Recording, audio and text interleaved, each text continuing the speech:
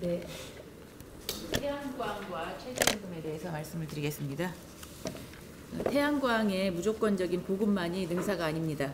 지난 18일에 KBS 시사기획 창이라는 프로그램에서 태양광 사업 복마전 관련해서 방영을 했는데요. 이 프로그램에서는 태양광 사업을 둘러싼 한전 직원들의 비리와 정치권 인사가 개입된 협동조합의 불법 행위, 태양광 설치 과정에서 주민 갈등과 환경 훼손, 그리고 태양광 보급 확대 과정에서의 골마터진 문제들을 지적해주고 있었습니다. 공교롭게도 이날 이낙연 총리는 국무회의를 주재하는 자리에서 태양광 발전 확산과 함께 지역 현장에서 비유와 투자 피해가 적지 않게 발생하고 있다면서 관계 부처에 엄정 대응을 지시했습니다. 실제로 최근 서울시로부터 보조금 수십억을 받은 업체들이 불법 하도급을 하다가 적발됐는데 이들 업체 가운데는 친여 성향 인사들도 포함되어 있어서 국민의 공분을 사고 있습니다. 환경을 위해서 재생에너지 확대는 필요합니다. 문제는 너무 무분별하게 진행되면서 많은 문제를 일으키고 있고 앞으로 이것이 문재인 정부의 에너지 게이트로 번질 가능성도 있다는 것입니다. 일본의 태양광 상황에 대해서 간단히 살펴보겠습니다. 일본도 후쿠시마 사태 이후에 개발 기간이 1년 이내로 짧은 태양광 설치에 올인해서 설치 용량이 우리나라 전체 설비 용량과 맞먹는 100기가와트를 넘어섰다고 합니다.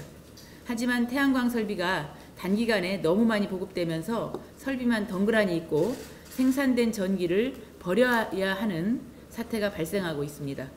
또 전력 구입 비용 증가로 인해서 소비자 부담이 늘어나고 태양광 관련 일본 기업들은 오히려 경쟁력 하락으로 일본 경제에 별 도움이 되지 않고 있습니다. 이러한 일본의 상황은 우리나라가 반면교사로 삼아야 합니다. 요즘 태양광 사업을 하려면 동네 이장에게 2천만 원을 건네야 되고 정치권 출신 인사가 만든 협동조합을 거치지 않으면 안 된다는 얘기가 공공연하게 흘러나오고 있습니다.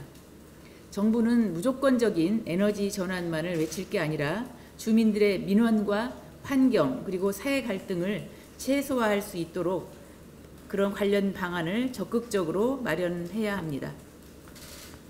최저임금과 관련해서 말씀드리겠습니다. 지난 18일에 중소기업 중앙회를 비롯한 15개 중소기업 단체가 긴급 기자회견을 열고 2020년 적용 최저임금에 대한 중소기업계의 입장을 발표를 했습니다. 15개 중소기업 단체는 지난 2년간 급격한 최저임금 인상 때문에 도저히 견딜 수 없다며 절절한 어려움을 호소했습니다.